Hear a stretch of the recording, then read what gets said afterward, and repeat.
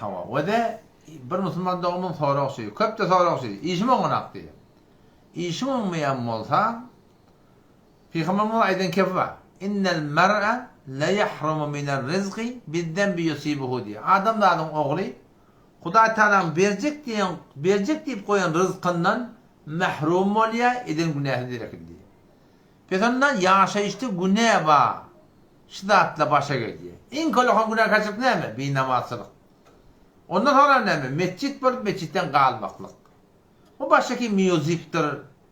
Ene tan gewünde diýmedir. Bilme şoň we perset ýene bir goşmadyr. Haýdyr günäh käsirlerden gewrämi çekmeli.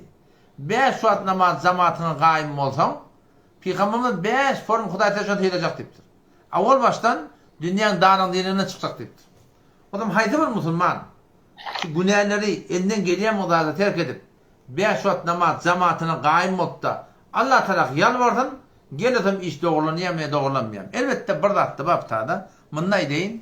Kağıtta oraya tarap ödi yani işini hitap etçiye da hitap ettiyerler. Bilaya falan çaldım. Olayda falan çalacak. 6 aydan böyle oluyor. Bunda şey dertip bana kulplayarlar. Bu da şey düdüyerler. Bunda öyle düngdürüyerler. Son yerlik hitap edende de başına bela gidiyor. Bu da hatta yani yekelikten eğer telegramdan gelip teni var ha. Kavrak mı inşallah kömekçi bular. Son otada bir sorama oluyor. Sorama oluyor.